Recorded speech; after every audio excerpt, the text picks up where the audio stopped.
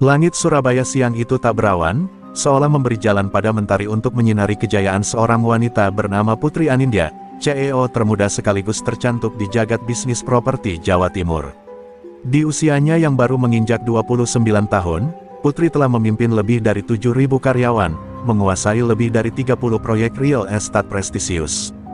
Keanggunannya dibalut jas putih elegan, namun di balik itu ada sikap dingin, tegas, dan tak segan memecat siapapun yang menghambat visinya.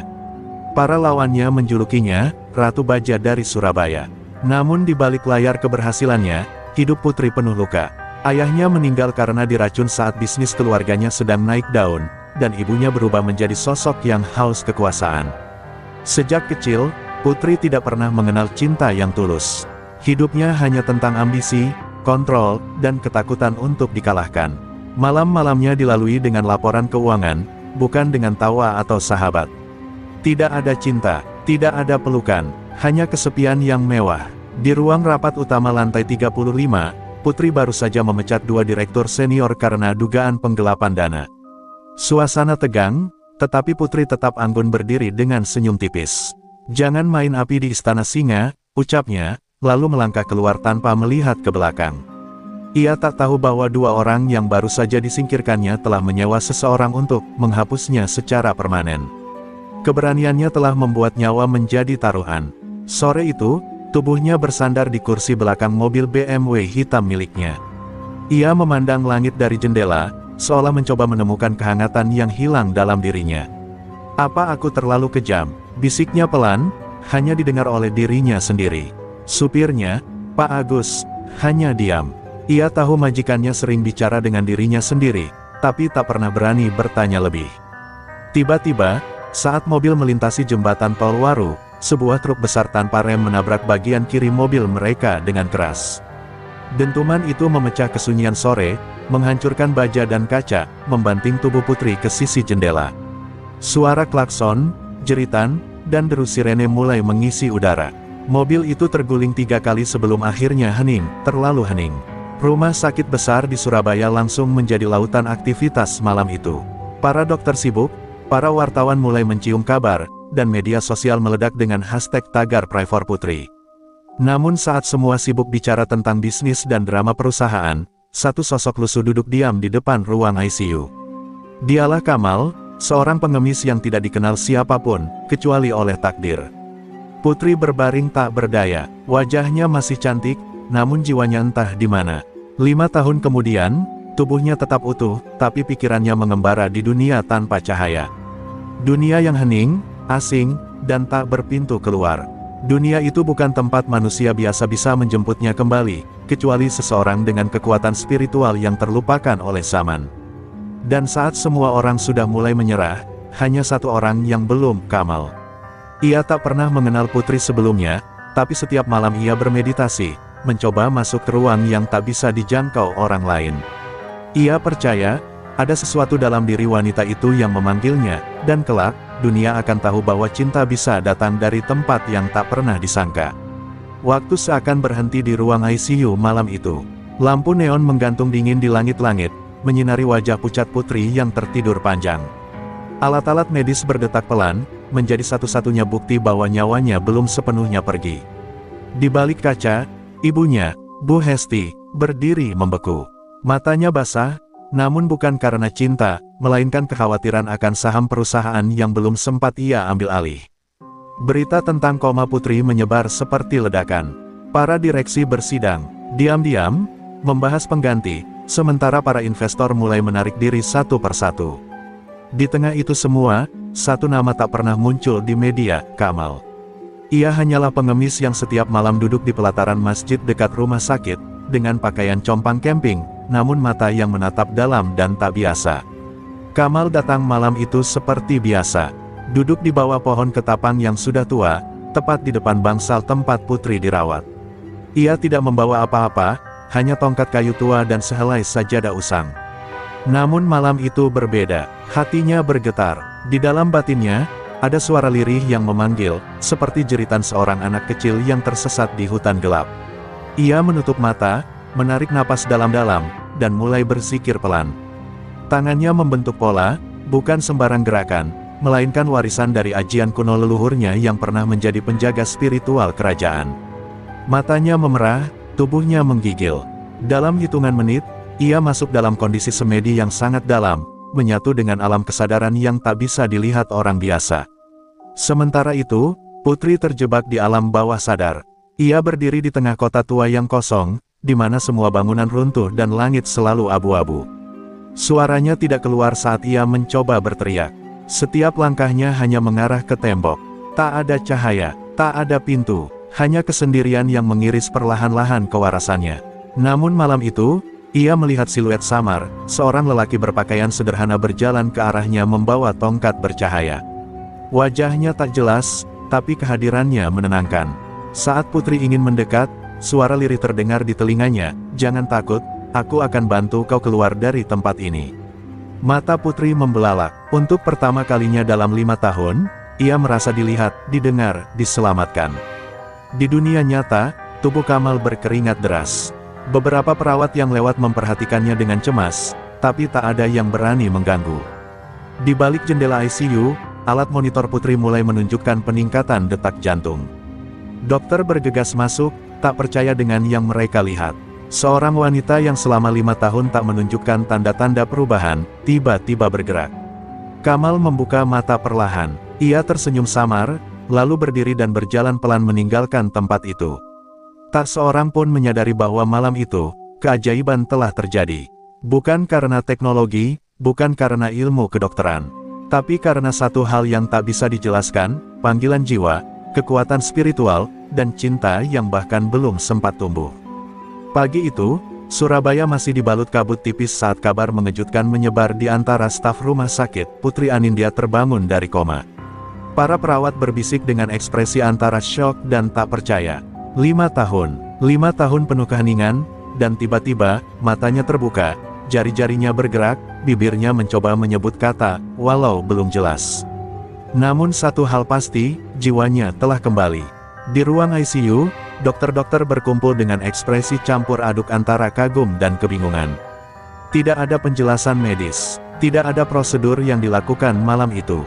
Semua grafik menunjukkan peningkatan fungsi organ secara drastis. Salah satu dokter berbisik pelan, "Ini bukan keajaiban medis, ini sesuatu yang lain." Tapi siapa yang berani menyebut kata gaib di ruangan penuh logika dan ilmu? Sementara itu, di luar gerbang rumah sakit, Kamal duduk diam dengan mata menatap ke arah langit. Di tangannya tergenggam biji tasbih tua yang telah kehilangan kilaunya. Wajahnya tenang, namun sorot matanya dalam, seolah baru saja melakukan perjalanan panjang dari alam yang tak bisa dijelaskan. Ia tahu, misi pertamanya sudah selesai. Tapi perjalanannya bersama wanita itu, baru saja dimulai. Tak ada satupun staf rumah sakit yang mengenalnya. Bagi mereka, Kamal hanyalah pengemis aneh yang sering menggumam sendiri. Kadang berbicara dengan udara kosong, kadang tertawa sendiri seperti orang gila. Padahal di balik jubah dekil dan aroma keringat yang menyengat itu, tersembunyi kekuatan spiritual yang telah teruji melampaui batas nalar manusia. Di ruang pemulihan, Putri masih belum sepenuhnya sadar. Namun pikirannya mulai menyusun kembali potongan-potongan memori yang telah lama hilang. Ia mengingat sebuah kota tua. Ia mengingat suara lelaki lembut yang menuntunnya. Ia mengingat sinar cahaya dari tongkat, dan senyum samar seseorang yang tak dikenalnya. Anehnya, semua itu terasa lebih nyata daripada dunia di sekelilingnya. Malam harinya, Putri meminta jendela kamarnya dibuka. Ia ingin mencium udara malam, sesuatu yang selama 5 tahun tak pernah bisa ia rasakan. Dan dari kejauhan, di bawah pohon ketapang, samar-samar ia melihat siluet lelaki yang tengah duduk sambil bersila. Seketika, hatinya bergetar. Ia tak tahu siapa dia, tapi perasaan damai itu kembali. Perasaan yang sama seperti saat ia tersesat dalam kegelapan. Esok paginya, tanpa banyak bicara, Putri memanggil salah satu suster dan bertanya, siapa lelaki tua yang sering duduk di depan gerbang itu. Suster itu tertegun, lalu menjawab, itu pengemis. Kami tak tahu namanya, sudah bertahun-tahun dia di sana, seperti menunggu sesuatu. Putri terdiam lama, lalu berbisik, bukan. Dia bukan pengemis. Dia, penjaga jiwaku. Dan di saat semua orang sibuk dengan teori medis, laporan perusahaan, dan strategi peliputan media, tak ada yang menyadari satu hal, jiwa Putri Anindya tak lagi sama. Ada celah baru di hatinya. Celah yang selama ini dipenuhi ambisi dan kesepian, kini terisi oleh kehadiran misterius seorang lelaki yang dunia sebut pengemis, namun semesta memanggilnya penyembuh jiwa. Sejak hari itu, malam-malam Putri Anindya tak pernah lagi sunyi. Setiap ia memejamkan mata, ia seakan ditarik kembali ke dunia kelam yang dahulu sempat menjebaknya. Namun kali ini, tempat itu berubah. Kota tua yang dahulu runtuh, kini perlahan menumbuhkan tanaman liar, sinar matahari menembus celah reruntuhan, dan suara air mengalir terdengar dari kejauhan. Ia tidak merasa terperangkap, melainkan dituntun. Dan selalu ada sosok lelaki berjubah putih berdiri di ujung jalan, menunggu. Putri mulai berbicara pada dirinya sendiri lebih sering.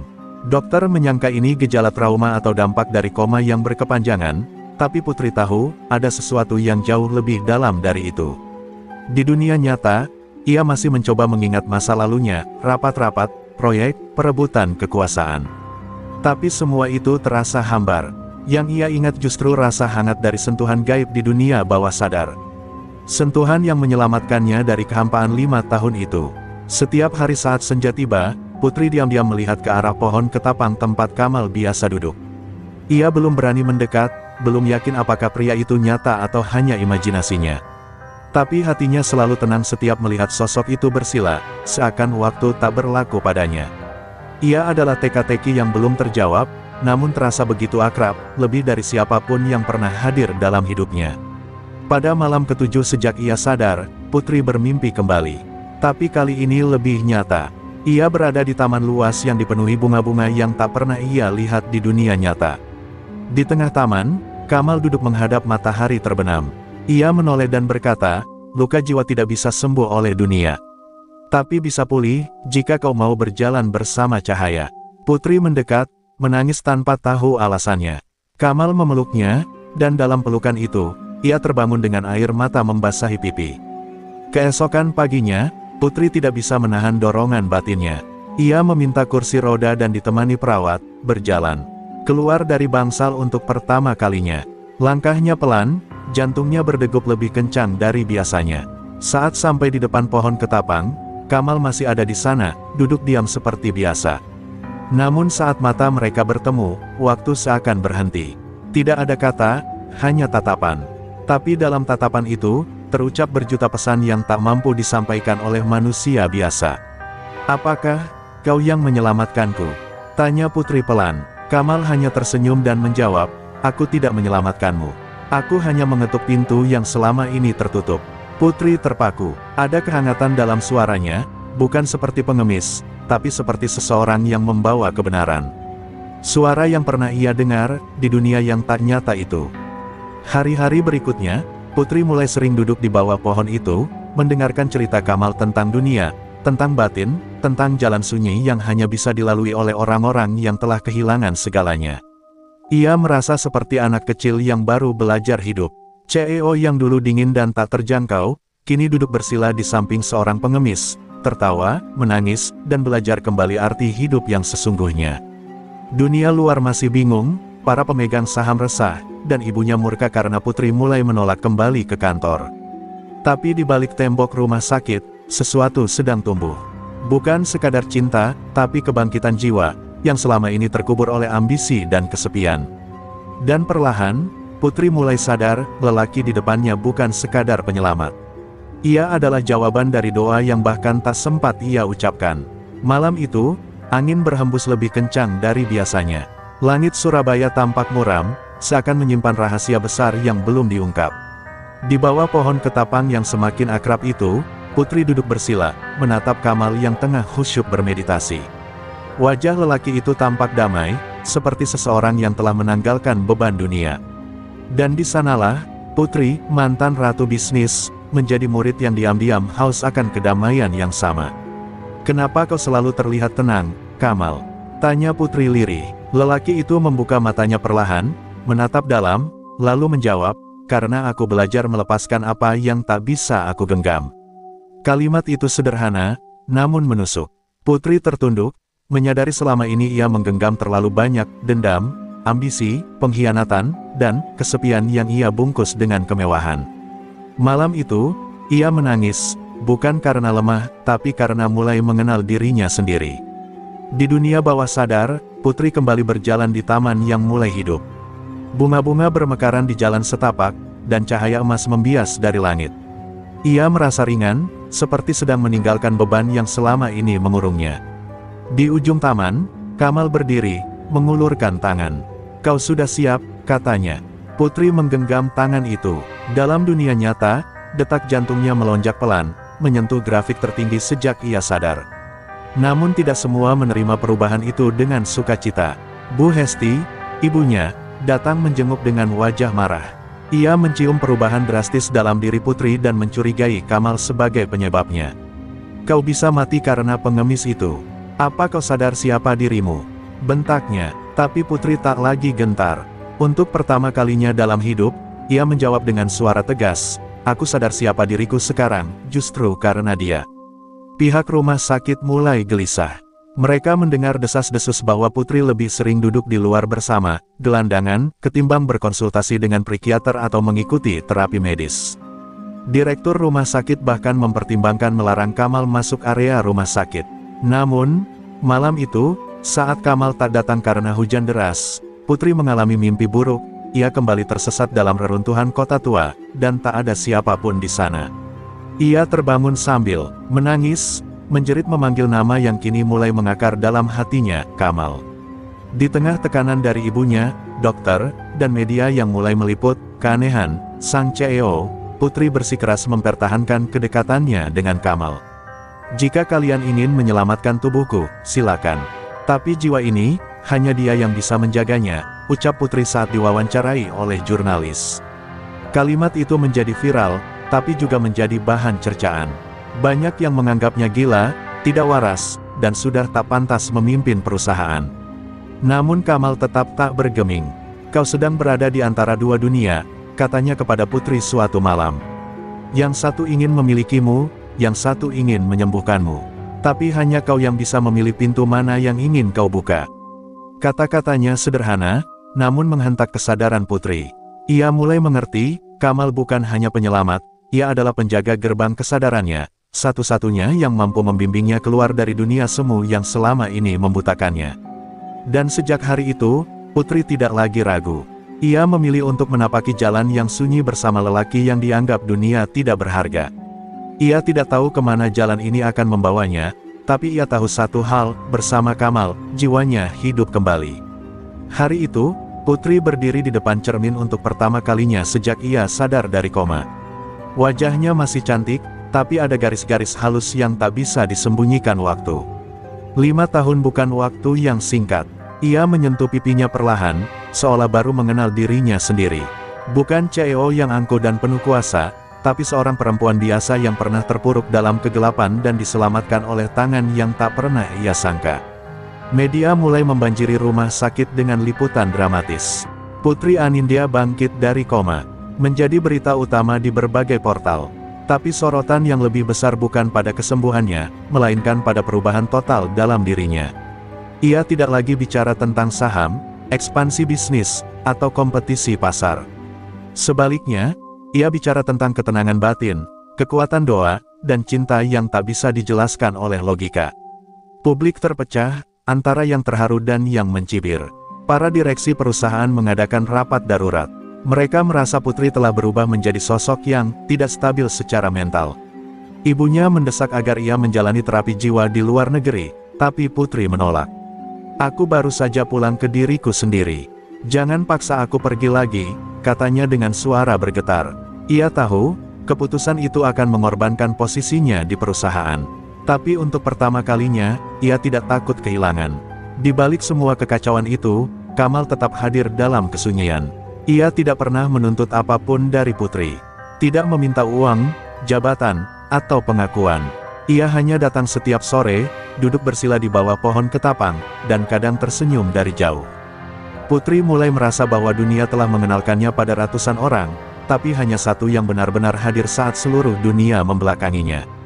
Suatu malam, Putri menyelinap keluar dari ruang rawat, mengenakan sweater dan sandal rumah sakit. Ia berjalan pelan ke arah taman belakang, tempat Kamal biasa duduk. Hujan gerimis turun, membasahi tanah, tapi Kamal tetap di sana, seolah menanti. Saat Putri mendekat, ia tidak berkata apa-apa. Ia hanya duduk di sampingnya, dalam diam yang sangat damai. Dan disitulah, tanpa alasan jelas, Putri mulai menangis keras, sesenggukan. Semua luka batin, tekanan sosial, kehilangan waktu, dan rindu akan kehidupan yang sesungguhnya, tumpah dalam tangis itu. Kamal hanya mengangkat tangan, menyentuh punggung Putri dengan lembut. "Menangislah, itu tanda kau masih punya jiwa yang hidup." Kata-kata itu menembus ke dalam.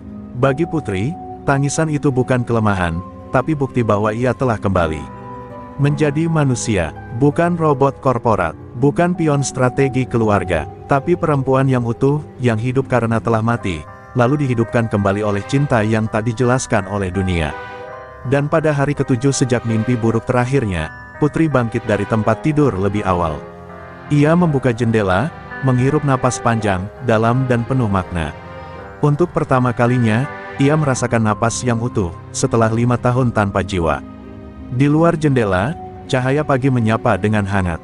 Dan jauh di bawah, Kamal menengadah ke langit yang sama. Dua jiwa, yang sebelumnya tak saling kenal, kini mulai menyatu dalam satu frekuensi, cinta yang membangkitkan. Hari-hari berlalu, namun Putri Anindya tidak pernah lagi menyentuh laptop, menjawab panggilan bisnis, atau membaca laporan keuangan seperti dulu. Para perawat dan staf rumah sakit bahkan mulai menjulukinya, bidadari terbangun, karena sikapnya yang berubah total. Ia menjadi lembut, murah senyum, dan lebih banyak menghabiskan waktu berjalan di taman kecil bersama Kamal daripada di dalam ruang rawat mewah yang disediakan khusus untuknya. Di tengah semua perubahan itu, perusahaan yang dulu ia pimpin mulai goyah. Beberapa saham anjlok, investor mulai angkat kaki, dan para pesaing menggunakan momen ini untuk menyerang dari segala arah. Namun Putri tak bergeming. Ia tidak peduli. Dunia yang dulu memujanya kini sedang melucutinya perlahan, tapi ia justru merasa ringan, seolah setiap kehilangan adalah bentuk pembebasan yang telah lama ia cari. Ibunya kembali datang dengan amarah dan kekecewaan yang tak terbendung. "Putri, apa kau sudah gila? Kau tinggalkan segalanya demi seorang pengemis." Wajah Bu Hesti merah padam, suaranya menggelegar. Tapi Putri hanya memandangnya dengan tatapan tenang, nyaris seperti seseorang yang telah melihat sisi lain kehidupan. "Aku tidak meninggalkan apapun, Bu. Aku hanya kembali ke tempat di mana jiwaku bisa bernapas." Kamal tidak ikut campur. Ia hanya berdiri beberapa meter dari mereka, menunduk sopan, menunggu badai emosi itu reda. Ia tahu, pertempuran Putri bukan dengan orang lain, melainkan dengan dirinya sendiri dan dunia yang pernah ia anggap sebagai rumah. Malamnya, Putri memandangi langit dari jendela kamar, lalu berkata pada Kamal yang duduk di kursi plastik reyot, "Aku pernah punya segalanya, tapi kosong. Sekarang aku tidak punya apa-apa, tapi rasanya, aku penuh." Perubahan ini membuat geger media.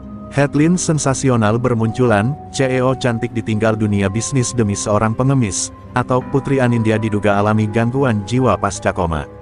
Namun Putri tidak menggubris. Ia bahkan meminta agar semua fasilitas rumah sakit VIP dihentikan. "Aku ingin keluar dari sangkar emas ini," katanya. Dan keesokan harinya, ia benar-benar keluar, berjalan kaki bersama Kamal, meninggalkan rumah sakit dengan hanya mengenakan pakaian sederhana dan sandal jepit. Langkah mereka menyusuri trotoar kota menjadi pemandangan yang tak terlupakan. Wajah Putri yang dahulu hanya bisa dilihat dari balik layar, kini tampak dekat, manusiawi, dan bahagia. Seorang wartawan sempat mendekat dan bertanya, "Apa Anda sadar apa yang Anda tinggalkan, Bu Putri?"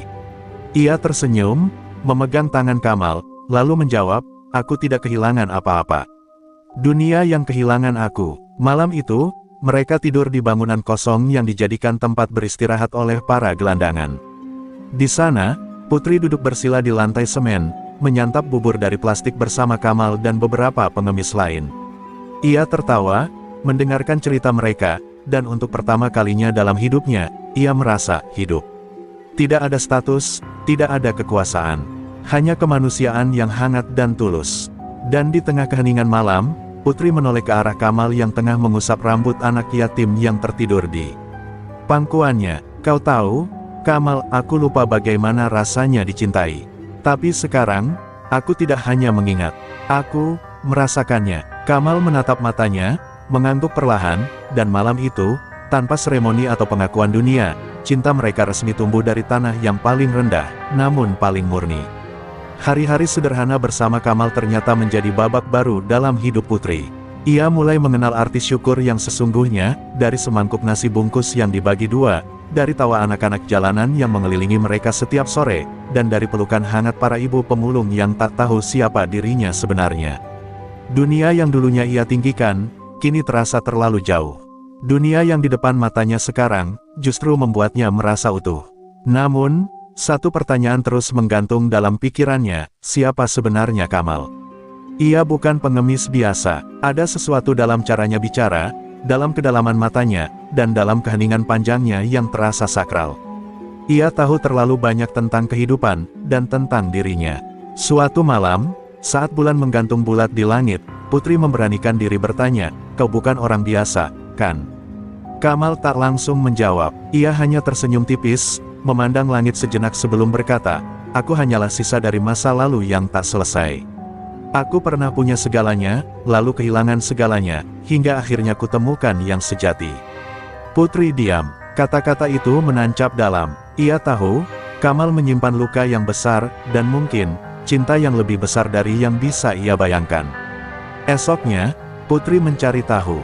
Diam-diam, ia kembali ke rumah sakit, meminta akses ke rekaman CCTV malam saat ia bangun dari koma. Ia bersikeras, dan setelah sedikit desakan, ia berhasil mendapatkannya.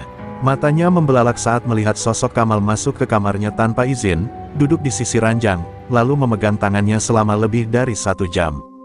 Di detik akhir rekaman, tubuhnya menggigil keras, dan alat monitor jantung Putri melonjak. Tangisnya pecah di ruang rekaman itu. Ia sadar, keajaiban hidupnya bukan karena dokter, bukan karena peralatan canggih, melainkan karena seorang lelaki yang memilih duduk diam di tepi dunia, menunggu jiwanya kembali. Ia mengingat ucapan Kamal, "Aku hanya mengetuk pintu yang tertutup." Kini, ia mengerti maksudnya, Kamal lah yang menjemputnya, dari kegelapan yang tak bisa dijelaskan sains. Putri kembali ke gubuk tempat mereka tinggal, memeluk Kamal tanpa kata. Air matanya membasahi baju lusuh lelaki itu, dan dalam tangisan itu ia berbisik, "Aku tahu sekarang, kau adalah penyelamatku." Kamal memejamkan mata, memeluknya erat. Di pelukannya, Putri merasa seluruh semesta menyatu dalam keheningan yang tak membutuhkan pengakuan siapapun. Namun cinta mereka tidak bisa selamanya tersembunyi. Berita mulai menyebar, seorang warga memotret Putri saat tidur di emperan bersama Kamal, lalu menyebarkannya di media sosial. Foto itu viral, mantan CEO sukses tidur di trotoar bersama pengemis. Banyak yang mencemooh, namun tak sedikit pula yang terinspirasi. Orang mulai bertanya, apa yang membuat wanita sekuat Putri rela melepas segalanya demi seorang lelaki miskin? Dan di tengah gemuruh dunia maya, satu hal tak bisa dibantah, cinta Putri kepada Kamal telah tumbuh dari dasar terdalam, bukan karena harta, rupa, atau status. Tapi karena Kamal telah menyentuh tempat yang tak pernah disentuh siapapun, jiwanya. Dan sejak malam itu, Putri bersumpah dalam hati, ia akan membalas setiap langkah Kamal dengan cinta yang tak akan pernah padam. Setelah foto viral itu menyebar, dunia pun menoleh. Sebagian menertawakan, sebagian lagi memuja. Tapi Putri tak lagi peduli dengan suara bising luar. Ia telah menetapkan jalannya. Di sebuah malam yang tenang, ia menggenggam tangan Kamal dan berkata, "Aku ingin berjalan bersamamu, bukan hanya dalam cinta, tapi dalam hidup yang baru. Arah hidupku berubah sejak kau datang, dan aku tak ingin kembali ke arah semula." Kamal memandangnya lama, matanya redup namun hangat. "Perjalanan ini tidak mudah, Putri. Aku bukan siapa-siapa. Hidupku di jalanan, makan dari belas kasihan, tidur beralaskan lantai. Kau siap menjadikan itu rumahmu?" Putri tersenyum, dan tanpa ragu menjawab, "Jika di sanalah jiwaku damai, maka disitulah rumahku." Jawaban itu membuat dada Kamal sesak, bukan karena ragu, tapi karena haru yang tak pernah ia rasakan sepanjang hidupnya. Hari-hari mereka berubah. Putri tidak hanya menjadi pendamping Kamal, tapi juga mulai aktif membantu para gelandangan, anak-anak yatim, dan lansia yang terlantar. Ia membentuk sebuah komunitas kecil bernama Rumah Jiwa, tempat siapapun bisa datang, makan, tidur, dan belajar, tanpa ditanya asal-usul, tanpa syarat. Di sana, Kamal menjadi pembimbing batin, sementara Putri menjadi ibu bagi mereka semua. Media kembali menyerbu, kali ini dengan wajah berbeda. Banyak yang mulai tergerak, mulai menyumbang, bahkan mengikuti jejak Putri. Tapi tetap, suara miring tak bisa dibungkam. Ini hanya pelarian. Ia pasti trauma pasca koma, ujar seorang psikolog di televisi nasional. Namun Putri hanya tersenyum ketika ditanya tentang itu. Biarlah orang menilai, yang penting aku tahu bahwa hidupku sekarang bermakna. Di antara kesibukannya, Putri menulis sebuah jurnal harian. Isinya tentang perjalanan spiritualnya sejak koma hingga bertemu Kamal. Tulisan itu akhirnya dikumpulkan dan diterbitkan dengan judul, Kebangkitan Jiwa, dari Ranjang Koma ke Jalanan Cinta. Buku itu meledak di pasaran, menjadi inspirasi banyak perempuan yang terjebak dalam hidup yang penuh topeng dan kepalsuan. Malam itu, setelah selesai mengajar anak-anak jalanan cara membaca, Putri duduk bersandar di dinding bangunan tua yang kini menjadi pusat kegiatan rumah jiwa. Kamal menghampirinya, membawa 2 gelas teh hangat yang dibelinya dari hasil mengamen sore tadi.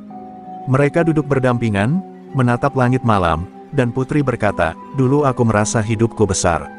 Tapi ternyata, kehidupan sejati itu justru sederhana."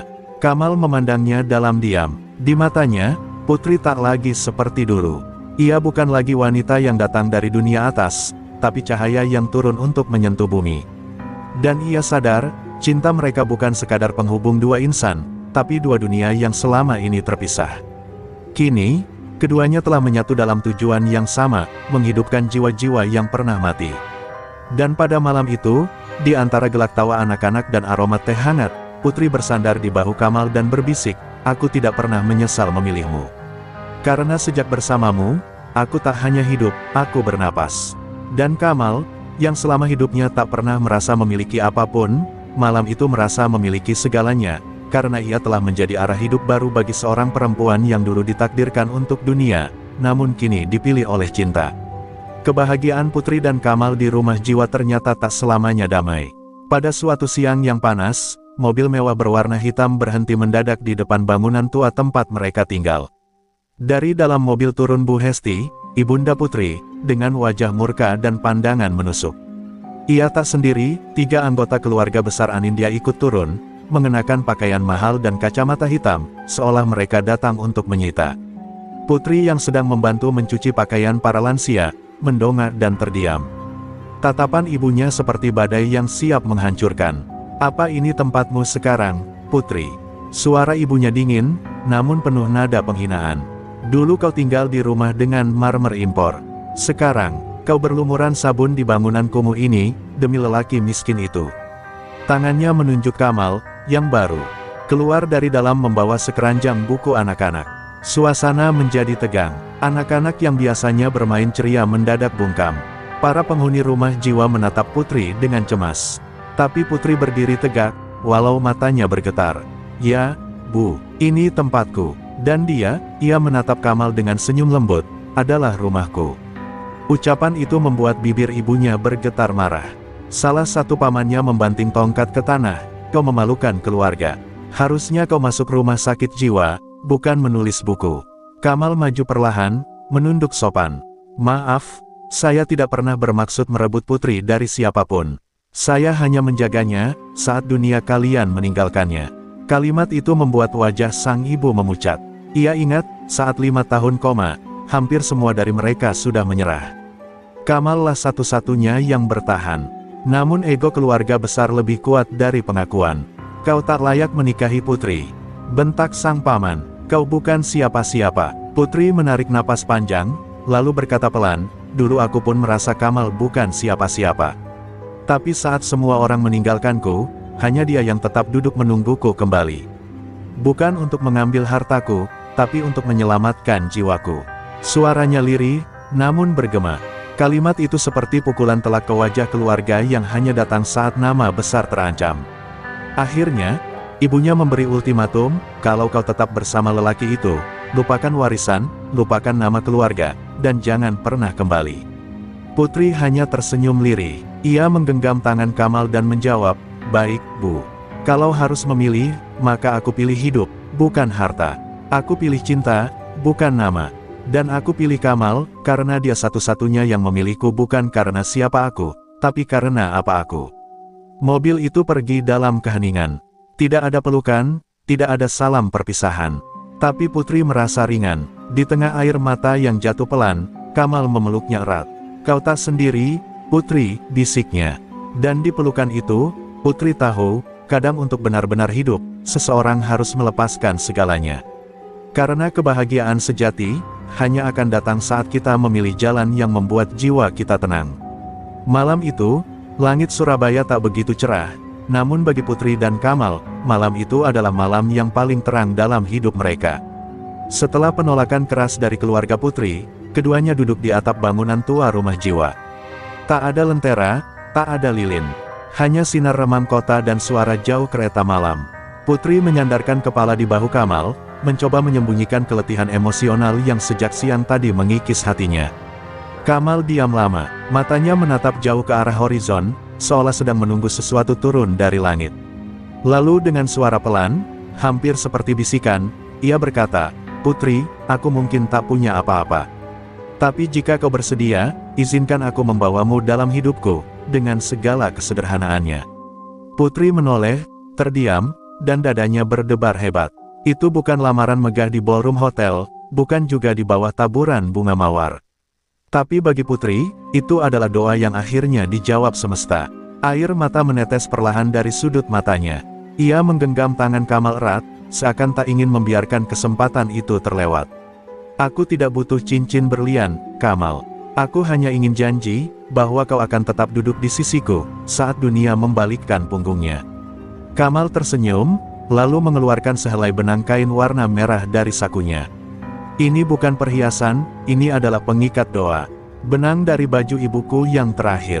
Dia menjahitnya saat aku masih bayi, dan menyimpannya sampai wafat." Dengan perlahan, Kamal mengikat benang itu di pergelangan tangan Putri. "Ini janjiku, tak akan kulepas ikatan ini, bahkan jika dunia menganggapnya remeh." Putri memandangi benang lusuh itu, tidak ada kilau, tidak ada harga, tapi ia merasa seperti mengenakan gelang yang dibuat dari surga. Di dadanya, perasaan hangat menyelimuti, seolah seluruh luka ditutup oleh cinta yang paling suci. Keesokan paginya, mereka mengumumkan kabar lamaran itu kepada seluruh penghuni rumah jiwa. Sorak-sorai anak-anak menggema, para lansia meneteskan air mata haru, dan semua penghuni miskin lainnya bersyukur, karena mereka menyaksikan cinta sejati yang bahkan tak dimengerti oleh dunia kaya raya. Mereka berdua memutuskan untuk menikah tanpa pesta, tanpa undangan resmi, hanya dengan akad sederhana di halaman belakang tempat itu, di mana pohon asam tua menjadi saksi janji suci mereka. Tanpa gaun putih, tanpa jas mahal, Putri mengenakan kebaya lusuh yang diberikan oleh seorang ibu pemulung, dan Kamal mengenakan kemeja putih bekas sumbangan seorang tukang parkir. Tapi senyum mereka, jauh lebih terang dari pengantin manapun. Satu-satunya mahar yang diberikan Kamal hanyalah satu hal, kesetiaan dan pelukan saat dunia runtuh. Dan pada malam harinya, setelah para saksi tidur dalam kelelahan penuh sukacita, Kamal dan Putri duduk berdua di bangku kayu tua. Putri menatap wajah suaminya dan berbisik, "Aku pernah punya dunia, tapi dunia tak pernah memelukku. Kini aku punya kau, dan dunia serasa memelukku lewat dirimu." Kamal memejamkan mata, dan di dada masing-masing, cinta itu tumbuh, kuat, sederhana, dan tak akan pernah lekang oleh waktu. Tak ada tiket pesawat, tak ada hotel bintang 5, apalagi pantai pribadi. Bulan madu Kamal dan Putri dilangsungkan di tengah kota Surabaya yang keras, di jalanan, di sela pasar tradisional, dan di sudut-sudut kecil yang biasanya tak dilirik siapapun. Tapi justru di sanalah, mereka merasa hidup mereka benar-benar dimulai. Putri menggenggam tangan Kamal erat saat mereka menyusuri gang kecil di kawasan Kapasan, disambut senyum pedagang kecil dan tawa anak-anak jalanan yang mereka kenal. Hari pertama bulan madu mereka dihabiskan dengan cara yang sangat tak biasa, membagikan nasi bungkus dan teh hangat kepada para tunawisma di bawah kolong jembatan. Putri tak memakai makeup, tak mengenakan parfum mewah, hanya kaos sederhana dan topi lusuh yang menutupi rambutnya. Tapi wajahnya bersinar, lebih dari siapapun di kota itu. "Kau cantik sekali hari ini," bisik Kamal pelan. Putri tersenyum malu, "Hari ini aku benar-benar jadi istrimu, bukan bayangan dari masa lalu." Di sebuah taman kota yang sepi, mereka duduk berdua, makan rujak cingur dari gerobak pinggir jalan. Kamal membuka kisah masa lalunya yang tak pernah ia ceritakan. Tentang bagaimana ibunya meninggal dalam kemiskinan, tentang bagaimana ia tersesat dalam pencarian spiritual bertahun-tahun, dan akhirnya memilih jadi pengemis bukan karena tak mampu, tapi karena tak ingin lagi hidup di atas luka orang lain. Aku memilih jadi kecil agar tak menyakiti siapapun, katanya. Putri terdiam, lalu memeluk suaminya tanpa kata. Hari kedua, mereka tidur berdua di emperan toko tua yang tak terpakai, bersama belasan gelandangan lain. Di tengah dinginnya malam, Putri justru merasa hangat. Kamal merangkulnya sambil membisikkan ayat-ayat pendek yang menenangkan, dan malam itu, untuk pertama kalinya dalam hidupnya, Putri tertidur bukan di kasur empuk, tapi di dada lelaki yang mencintainya tanpa syarat, dan ia merasa itu jauh lebih nyaman. Wartawan yang terus mengikuti perkembangan mereka mulai kebingungan. Apa ini gimmick? Apa mereka sedang buat aliran baru? Tapi ketika mereka melihat Putri membasuh kaki nenek pemulung yang sakit di trotoar, atau menyuapi seorang pengamen tunanetra, sebagian dari mereka mulai menangis, bukan karena kasihan, tapi karena tersentuh oleh cinta yang tidak mencari pujian. Di hari ketiga, Kamal mengajak Putri ke tempat paling istimewa baginya, makam ibunya, di sudut pemakaman umum yang nyaris terlupakan. Di sana, Kamal memperkenalkan Putri kepada batu nisan tua yang dikelilingi ilalang. "Bu, ini istri saya. Doakan kami." Putri menunduk, menyentuh nisan itu sambil berdoa dalam diam. Air matanya mengalir pelan, menyatu dengan tanah. "Terima kasih telah melahirkan lelaki yang menghidupkan aku kembali," bisiknya lirih. Malam harinya, Putri menulis di jurnal kecilnya, "Bulan madu ini bukan tentang pergi jauh, tapi tentang pulang ke hati satu sama lain." Di tengah kebisingan kota, aku dan Kamal menemukan tempat sunyi yang tak pernah kami miliki dulu, sebuah rumah di dada masing-masing. Dan saat Kamal membacakan doa di bawah langit penuh bintang, Putri tahu bahwa bulan madu mereka adalah permulaan dari cinta yang tidak dibangun dari pesta atau kemewahan, tapi dari kesederhanaan yang membebaskan. Dan di sanalah, cinta mereka tumbuh paling subur, di antara debu jalanan dan harapan kecil dari mereka yang dunia lupakan. Pagi itu, hujan turun lembut di atas atap seng rumah jiwa. Putri yang sedang menyapu halaman tiba-tiba merasa mual hebat. Ia memegang perutnya sambil bersandar di dinding, wajahnya pucat. Kamal yang melihat dari kejauhan segera berlari menghampiri.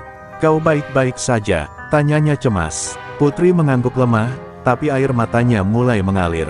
"Kamal, aku merasa, ada yang tumbuh dalam tubuhku." Suaranya bergetar, dan Kamal hanya bisa menatapnya dengan dada sesak, campuran takut dan haru. Setelah diperiksa oleh bidan kampung langganan rumah jiwa, kabar itu dikonfirmasi, Putri tengah mengandung. Kandungannya sudah berusia 2 bulan.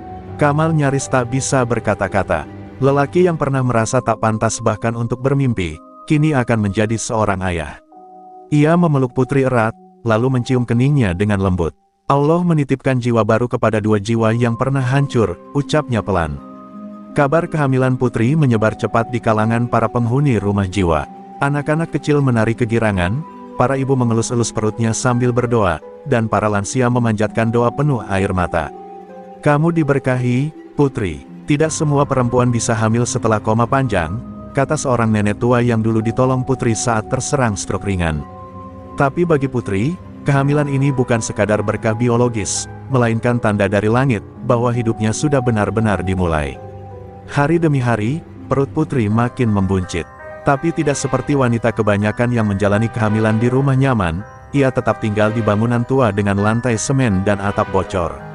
Namun ia tak mengeluh sedikit pun. Malam-malamnya dihabiskan bersama Kamal, berzikir bersama, mengusap perutnya, dan berbicara kepada janin yang tumbuh dengan penuh cinta. "Nak, dunia mungkin keras, tapi kau akan lahir dari 2 hati yang saling melindungi," bisiknya. Namun tak semuanya berjalan tenang. Wartawan kembali datang, kali ini lebih ganas. Mereka menyebar isu bahwa Putri mengalami gangguan jiwa karena memilih mengandung anak pengemis. Bahkan, keluarga besar Anindya mengirim surat berisi ancaman hukum untuk mengambil hak warisan jika Putri tetap mempertahankan anaknya. Tapi Putri hanya membalas dengan satu kalimat, "Jika anak ini harus tumbuh tanpa nama keluarga, maka biarlah ia besar dengan nama cinta." Kamal, yang biasanya tenang, mulai gusar melihat tekanan demi tekanan yang datang pada istrinya. Tapi Putri menenangkannya, "Kita telah bertahan dari kematian, Kamal. Ini hanya angin kencang. Badai sudah kita lewati." Ucapan itu membuat Kamal menangis dalam diam. Ia kembali mengingat saat pertama kali melihat Putri terbaring koma di ranjang rumah sakit, dan kini, wanita itu akan memberinya anak. Pada bulan ke-6 kehamilan, Putri mengalami mimpi yang aneh namun sangat nyata. Dalam mimpinya, ia berada di padang rumput luas, berdiri seorang wanita tua berkerudung putih sambil menggendong bayi. Wanita itu berkata pelan, "Anakmu akan membuka pintu-pintu rezeki dan cinta. Jagalah dia dengan sabar." Saat Putri terbangun, air matanya membasahi bantal, dan Kamal yang tertidur di sampingnya langsung memeluk erat, seolah tahu mimpi itu bukan mimpi biasa. Dan pada malam yang dingin itu, mereka berdua duduk bersila di atas tikar usang, memandangi langit penuh bintang. "Putri," kata Kamal lembut, "anak kita akan lahir di dunia yang mungkin tidak mewah, tapi akan penuh cinta. Dunia mungkin tak mempersiapkan apapun untuknya, tapi kita akan menyiapkan hati yang tak akan pernah meninggalkannya." Putri mengangguk, matanya berkaca. Mereka tahu, cinta mereka telah tumbuh menjadi 3 jiwa, dan semesta akhirnya menjawab, cinta sejati tak pernah salah alamat. 3 tahun berlalu sejak Putri melahirkan anak pertamanya, seorang bayi laki-laki yang mereka beri nama Arsya, artinya, pintu surga. Proses persalinan itu berat, Putri sempat mengalami pendarahan hebat, dan tim medis dari klinik sosial bahkan bersiap menghadapi kemungkinan terburuk. Tapi dengan pelukan Kamal dan kekuatan doa dari seluruh penghuni rumah jiwa, Putri berhasil melewati ambang kematian, sekali lagi. Saat tangis Arsya pecah di malam itu, langit terasa seperti ikut menangis bahagia. Setelah kelahiran Arsya, kehidupan Putri dan Kamal berubah drastis. Cinta mereka bukan hanya milik berdua, tapi kini menjelma dalam bentuk tawa kecil, tangisan manja, dan tangan mungil yang menggenggam jari mereka dengan erat. Namun keajaiban tidak berhenti di situ. Setahun kemudian, Putri kembali hamil. Lalu hamil lagi, dan lagi. Para dokter sampai geleng-geleng kepala. "Rahimmu seakan diberkahi kehidupan terus-menerus, Bu Putri," ujar seorang bidan sambil tersenyum. Tahun demi tahun, anak-anak itu lahir satu persatu, Arsya, Rania, Gasi, Luma, Fawaz, Zahra, Malik, Hana, Yasir, dan yang terakhir, Khalila. 10 anak, 10 jiwa, 10 tangan kecil yang tumbuh dari cinta yang dulu dipandang hina. Di tengah keterbatasan, Kamal dan Putri tidak pernah mengeluh. Mereka tidak punya rumah luas, tapi punya pelukan hangat untuk semua anaknya. Mereka tidak punya kendaraan mewah, tapi setiap pagi berjalan kaki bersama adalah rutinitas paling bahagia. Media yang dulu mengejek kini mulai terdiam. Buku kedua Putri yang berjudul 10 Tangan Kecil menjadi bestseller, bukan karena dramanya, tapi karena ketulusan ceritanya. "Aku tak pernah merencanakan punya banyak anak, tapi Tuhan tahu aku punya banyak cinta yang harus dititipkan," tulisnya dalam salah satu bab. Ia dan Kamal tak membesarkan anak-anak mereka dengan uang, melainkan dengan pelukan, cerita malam hari, dan keteladanan. Di setiap ulang tahun anak-anaknya, mereka tak pernah mengadakan pesta. Hanya doa bersama dan memasak besar untuk kaum miskin di sekitar mereka. Putri selalu berkata kepada anak-anaknya, "Kalian bukan anak orang kaya, tapi kalian adalah anak-anak yang kaya kasih sayang." Dan dari 10 itu, tak satu pun merasa kekurangan. Justru mereka tumbuh dengan jiwa sosial yang tinggi dan hati yang peka terhadap penderitaan orang lain. Pada suatu sore, saat hujan rintik turun, Putri duduk di beranda bersama Kamal, menyaksikan anak-anak mereka bermain lumpur sambil tertawa lepas. "Aku dulu takut menjadi ibu," kata Putri pelan. Kamal memandangnya dengan mata penuh cinta. "Tapi lihat dirimu sekarang, kau telah menjadi rumah bagi 10 jiwa. 10 cahaya dari langit yang dulu gelap." Putri mengangguk, air matanya menetes, bukan karena sedih, tapi karena rasa syukur yang tak bisa ditampung oleh kata-kata. Dan di malam itu, saat semua anak sudah tertidur, Putri membuka jurnalnya dan menulis, "Aku pernah dikhianati oleh dunia, tapi dibalas 10 kali lipat oleh Tuhan. 10 tangan kecil telah memeluk luka-luka hidupku. 10 suara tawa menghapus trauma-traumaku. 10 jiwa ini adalah bukti bahwa cinta yang benar tak butuh logika. Ia hanya butuh keberanian untuk tetap percaya." Suatu pagi yang cerah, belasan mobil mewah terparkir rapi di depan rumah jiwa. Para penghuni mulai berbisik, anak-anak Putri dan Kamal yang tengah belajar mengaji di teras segera masuk ke dalam. Putri sedang menyuapi Khalila di dapur, sementara Kamal membersihkan halaman. Saat ia membuka pintu, terlihat Bu Hesti, ibunya, turun dari mobil dengan langkah ragu. Wajahnya jauh berbeda dari beberapa tahun lalu. Kali ini tidak ada amarah, tidak ada sorotan tajam, hanya kerutan penyesalan yang sulit disembunyikan. Di belakangnya berdiri para paman dan bibi Putri, yang dulu mengusirnya dari keluarga. Mereka semua menunduk ketika Kamal menyambut dengan senyum tenang. "Silakan masuk, Bu, semua orang berhak pulang," ucap Kamal tanpa menyimpan dendam. Putri yang melihat dari dapur, tak langsung mendekat. Ia menggigit bibir, menahan perasaan yang bercampur, luka lama, kebanggaan, dan kelegaan yang selama ini ia kubur dalam pelukan anak-anaknya. Bu Hesti akhirnya duduk berhadapan dengan Putri. Tangannya gemetar, bibirnya bergetar. "Maafkan Ibu," ucapnya lirih, dan air mata pun jatuh. "Dulu Ibu buta oleh gengsi. Kami semua takut kehilangan nama, sampai kami lupa bahwa nama tanpa cinta tak berarti apa-apa." Putri terdiam, matanya basah, namun ia tetap anggun. "Aku pernah menunggu kalimat itu, Bu. Tapi sekarang, aku tak butuh maaf. Aku hanya ingin kau melihat bahwa aku bahagia, bukan gila." Para paman dan bibi pun akhirnya bicara. Mereka mengakui kesalahan, bagaimana hidup mereka kosong meski bergelimang harta. Salah satu dari mereka berkata, "Kami tak pernah benar-benar hidup, Putri.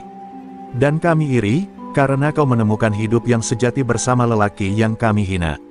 Kamal menunduk, menahan air mata. Ia tak pernah meminta dihormati, tapi hari itu, dunia yang dulu membencinya, kini membungkuk dengan rendah hati. Anak-anak Putri mulai keluar satu persatu. Mereka tersenyum ramah, membawakan air minum dan kudapan sederhana untuk tamu-tamu istimewa itu. Bu Hesti menatap satu persatu cucunya dengan mata berkaca. "Boleh Ibu memeluk mereka?" tanya beliau. Putri mengangguk, dan saat itu juga, pelukan demi pelukan terjadi. Bukan hanya antara cucu dan nenek, tapi antara masa lalu yang kelam dan masa kini yang penuh cahaya. Di penghujung pertemuan, Bu Hesti berdiri di depan seluruh penghuni rumah jiwa, lalu berkata lantang, "Aku dulu berpikir tempat ini hanya gubuk para buangan. Tapi kini aku tahu, inilah tempat orang-orang paling hidup tinggal. Dan Kamal, adalah lelaki paling mulia yang pernah aku temui." Semua terdiam. Kamal terisak, memeluk Putri dari samping. Dunia benar-benar telah membungkuk hari itu, bukan karena kekuasaan, tapi karena kebenaran yang akhirnya tak bisa disangkal. Malamnya, Putri dan Kamal duduk di luar rumah, memandangi langit yang bersih. "Kita tidak pernah mengejar pengakuan," kata Kamal, "tapi semesta tahu kapan saatnya ia berpihak." Putri mengangguk pelan, "Dan saat dunia akhirnya membungkuk, aku tahu, kita tidak pernah salah memilih jalan." Mereka pun tersenyum, senyum dua pejuang yang dulu dianggap gila, namun kini dihormati karena mereka memilih cinta di atas segalanya. Tahun demi tahun berlalu, rumah jiwa kini tak lagi sekadar bangunan tua beratap seng, tapi telah tumbuh menjadi pusat kemanusiaan terbesar di Surabaya. Donatur berdatangan, bukan karena kasihan, tapi karena keyakinan pada kekuatan cinta yang dibangun Putri dan Kamal. Anak-anak mereka tumbuh menjadi pribadi yang rendah hati dan cerdas, beberapa menjadi pengajar, beberapa menjadi relawan, dan ada pula yang mengikuti jejak Kamal sebagai penuntun batin masyarakat terpinggirkan. Kesehatan Putri mulai menurun perlahan, tubuhnya yang dulu kuat mulai melemah, terutama setelah melahirkan anak ke-10. Ia tidak lagi bisa berlari mengurus dapur atau mengejar anak-anak kecil di halaman. Tapi matanya tetap menyala. Di kursi kayu usangnya, ia duduk setiap pagi, menyapa siapapun yang lewat dengan senyuman. Kamal selalu setia di sisinya, memijat kaki istrinya, menyuapinya, membacakan doa, atau sekadar menggenggam tangannya dalam diam. Suatu malam, Putri meminta Kamal menemaninya tidur di luar, di bawah langit yang dahulu sering mereka pandangi berdua. "Anak-anak sudah dewasa kini, rumah mulai sepi di malam hari. Aku ingin tidur dalam pelukanmu seperti pertama kali aku sadar dari koma," bisiknya pelan. Kamal membentangkan tikar, menyelimuti mereka berdua, dan memeluk tubuh rapuh istrinya dengan seluruh cinta yang tak pernah berubah sedikitpun. Tengah malam itu, Putri membuka matanya perlahan. Ia menatap langit, lalu berkata pelan, "Kamal, kalau besok aku tak bangun lagi, jangan menangis terlalu lama. Bahagiakan anak-anak kita, seperti kau pernah membangunkan aku dari kematian dulu." Kamal terdiam, menahan isak. Ia mencium kening Putri, "Lama sekali. Aku tidak akan menangis, Putri. Karena kau tak pernah benar-benar pergi. Kau hidup di napas anak-anak kita, dan di setiap doa yang kutanam." Pagi pun datang. Burung-burung bernyanyi seperti biasa, tapi Putri tak membuka matanya lagi. Ia terlelap dalam damai, dengan senyum yang tak pernah pudar. Di dadanya, tergenggam benang merah yang dulu Kamal ikatkan di pergelangan tangannya. Semua penghuni rumah jiwa menangis. Kota pun berhenti sejenak. Dunia kehilangan seorang wanita yang mengubah cara pandang tentang cinta, hidup, dan keikhlasan. Kamal tak berkata apa-apa selama berhari-hari. Tapi setiap pagi, ia duduk di kursi kayu bekas duduk Putri, lalu berbicara pada langit. Aku akan terus hidup untuk mencintaimu. Sampai saatnya kita dipertemukan kembali. Ia tidak pernah menikah lagi. Ia memilih menjadi penjaga kenangan, pendidik anak-anak mereka, dan pemeluk semua jiwa-jiwa terluka yang datang ke rumah jiwa, tempat yang dulu dibangun dari nol bersama wanita yang ia cintai. Bertahun-tahun kemudian, saat Kamal mulai menua, ia menulis buku terakhirnya berjudul, Cinta yang Tidak Mati, yang kemudian diterjemahkan ke lebih dari 20 bahasa. Buku itu ditutup dengan kalimat, "Kami tak pernah punya dunia, tapi kami punya cinta." Dan dari sanalah dunia akhirnya bersujud. Di pemakaman sederhana di belakang rumah jiwa, dua batu nisan berdiri berdampingan. Di antara bunga liar dan suara anak-anak tertawa, tertulis, Putri Anindya dan Kamal, dulu mereka dicemooh karena cinta. Kini mereka dikenang karena keabadian cinta itu sendiri.